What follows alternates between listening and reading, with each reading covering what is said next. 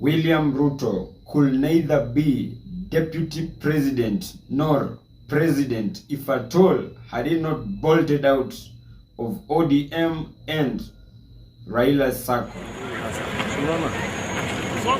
It is no longer a secret that the Eldoret North MP is ready to take the bull by its horns, literally. We are ready. Muko tayari ama muko tayari?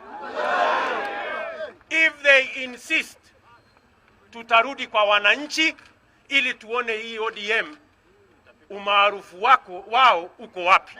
And many are now reflecting on the likely impact of such a move on the Prime Minister, whose enemies say he is not off the hook yet, as the whole war was aimed at making sure he loses his majority in Parliament and hence probably the premiership.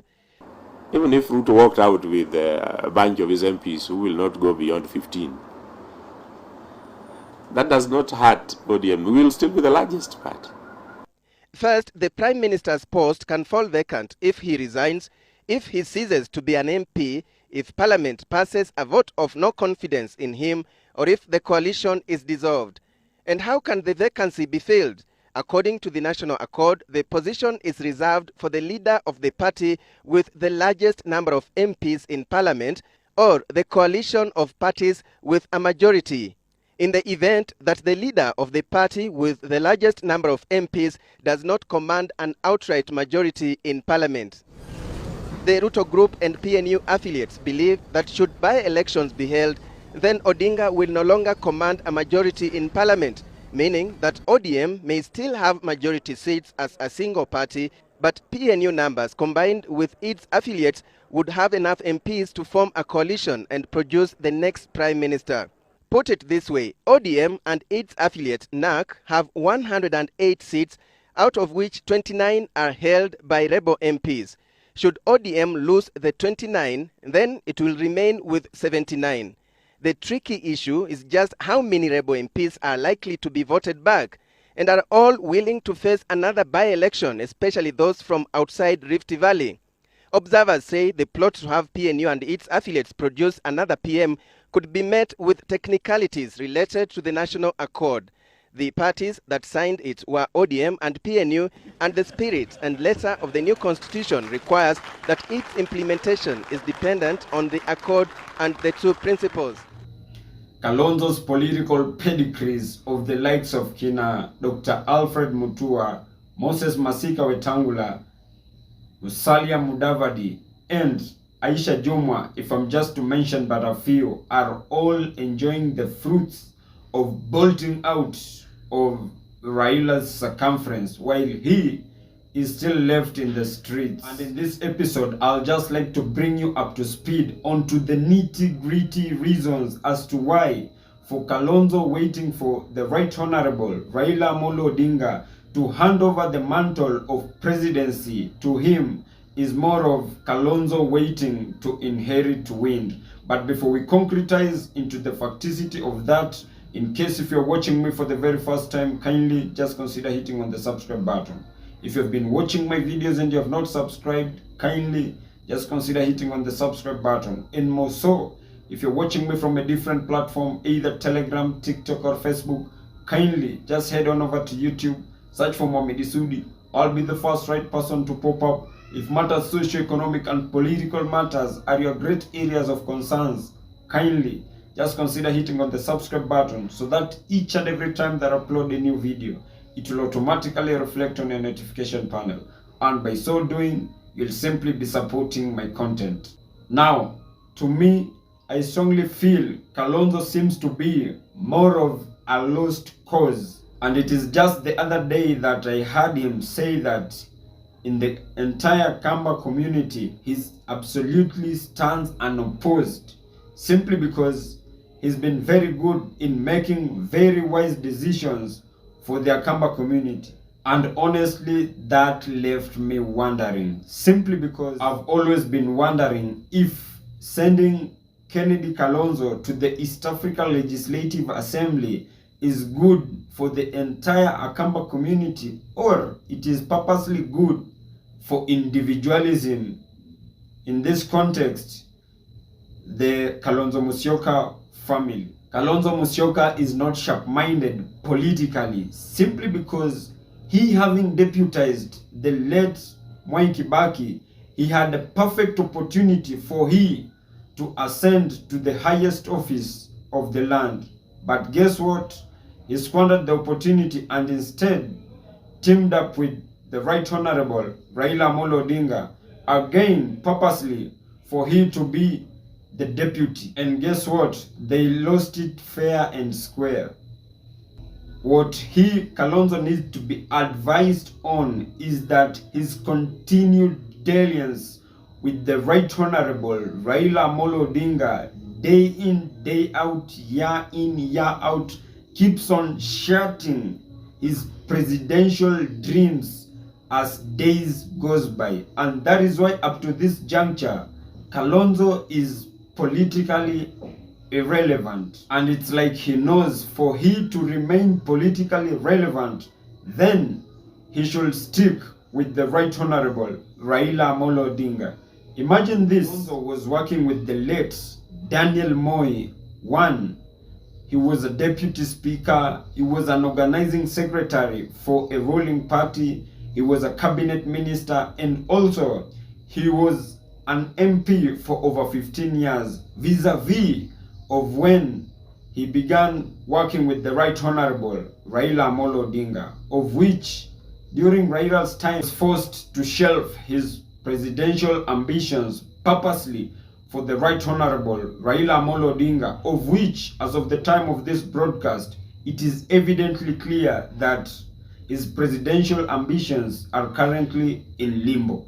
However primitive this thought may sound, but I kid you not, it carries a lot of sense, in the sense that during the time which Kalonzo had been working with the late Daniel Moi, Kalonzo had been in government, vis-a-vis of this time that Kalonzo had chosen to work with the Right Honorable Raila Odinga, of whom he's ever been in opposition.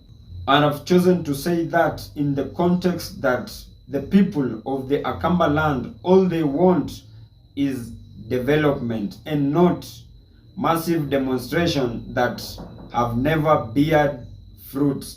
The situation where Kalonzo Musyoka is currently is exactly the same point where Wetangula and Musalia Mudavadi were in the recent past, before they came to the realization they could not continue being lieutenants of a demonstration-driven man to whom seems to be trapped in a juvenile delinquency. And they had to bolt out to Ruto's side, of which, as we speak, they are now whining and dining with all the state protection and machinery. Kalonzo is that one man to whom went ahead to discredit his own advice when he went on a national television saying, the most stupid fellow on the earth to go and support the third time a presidential candidate, all right, without a measure of reciprocity.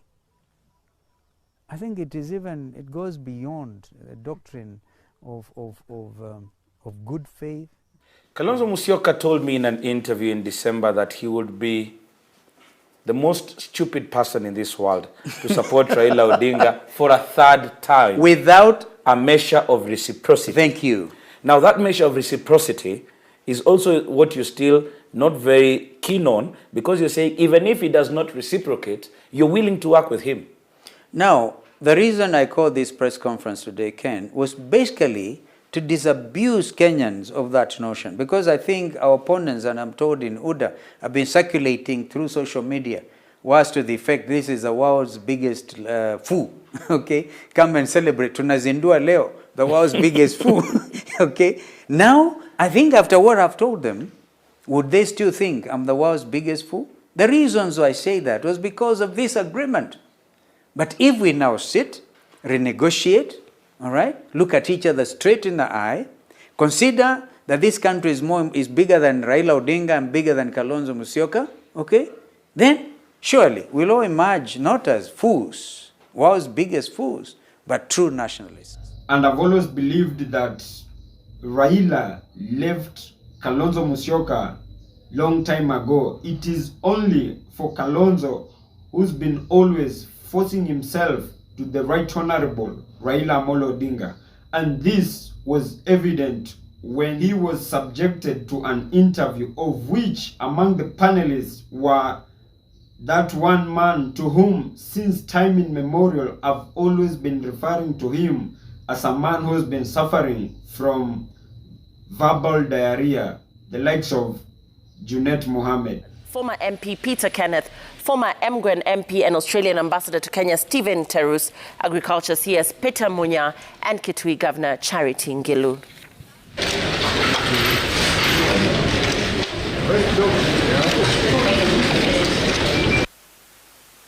I know that you may want to ask a question. You had said you are not coming.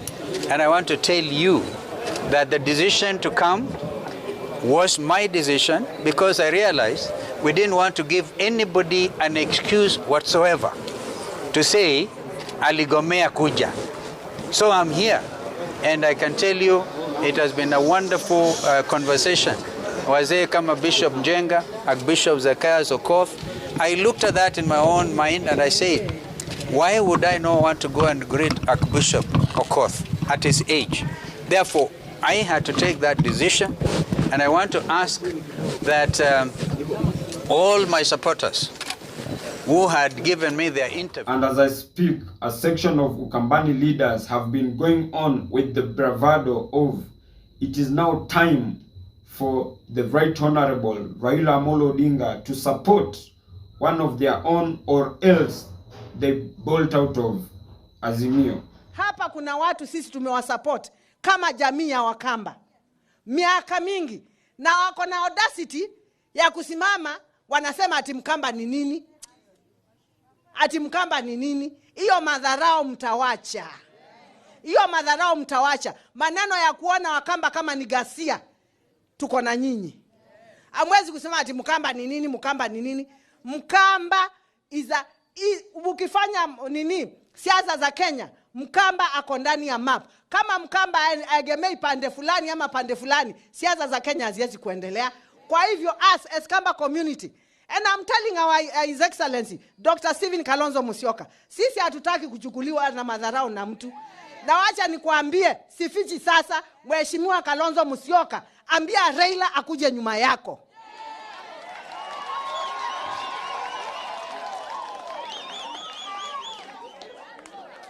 Ambia Raila akuja nyuma ya nani? This time, support His Excellency Kalonzo Musyoka. And I'm telling you with no fear or favor, if you do not support him, we are not with you. And from such utterances, I kid you not, these are leaders to whom are physically in Azimio but mentally in Kenya Kwanza.